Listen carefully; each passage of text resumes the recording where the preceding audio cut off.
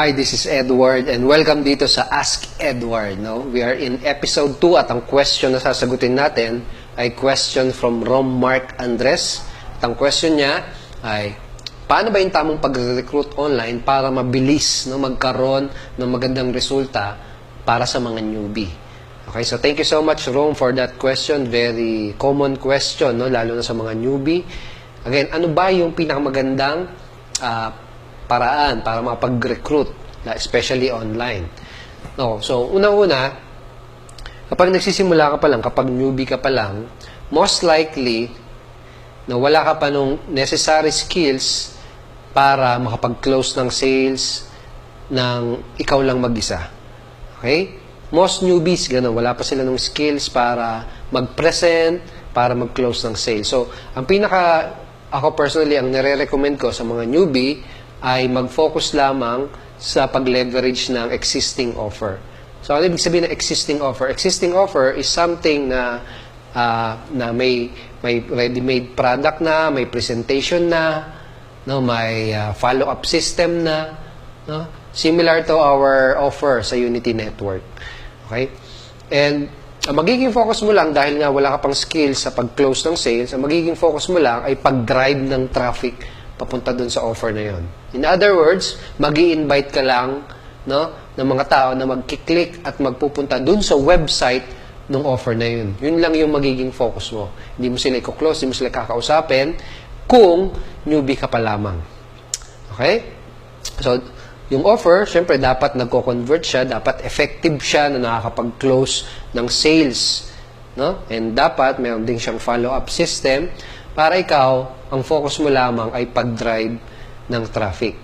Okay, so sa simula, ang magiging focus mo ay at least makapag-drive ng at least 30 to 50 unique visitors dun sa iyong offer, dun sa iyong website. Okay, so yun lang magiging focus mo. Every single day, dapat may at least 30 new people ka na napapakitaan ng offer na yun.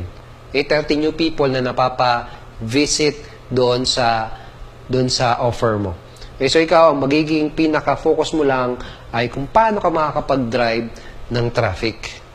Okay? Actually, similar din ito sa mga tinuturo sa mga traditional business opportunity, sa mga offline.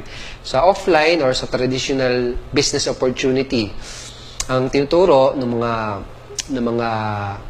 mga coaches, ng mga uplines ay gawin mo lang, mag-invite ka lang dito sa seminar, kami magpe-present, kami kakausap. Invite ka lang, huwag ka mag-explain. And ang reason ay dahil naintindihan nila na yung pag-newbie, kapag newbie ka pa lang, wala ka pa nung skills para pag-close ng sales, para sa tamang pag-present, etc. Kaya ganun yung pinapagawa. And similar din siya sa online. Sa online marketing, kapag newbie ka pa lang, yun lang din muna yung gagawin mo. Focus on driving traffic.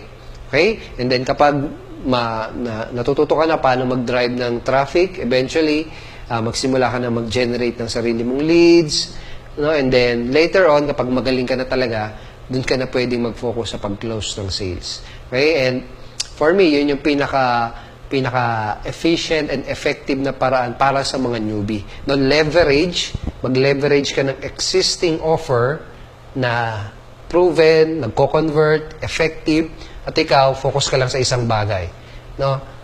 Invite ka lang doon sa offer na yon and let that offer close the sales. Okay, so I hope, Rom Mark, nakatulong sa itong sagot na ito. And kung sakaling naghahanap ka rin ng offer, converting offer na pwede mong ma-leverage, lalo na kung newbie ka, I invite you to check out our system and our offer. Siguro kung saan mo pinapanood tong video na to, most likely may button ka na pwedeng i-click. Click mo lang yon. O kaya naman, kung may nag-share sa'yo nitong video na to,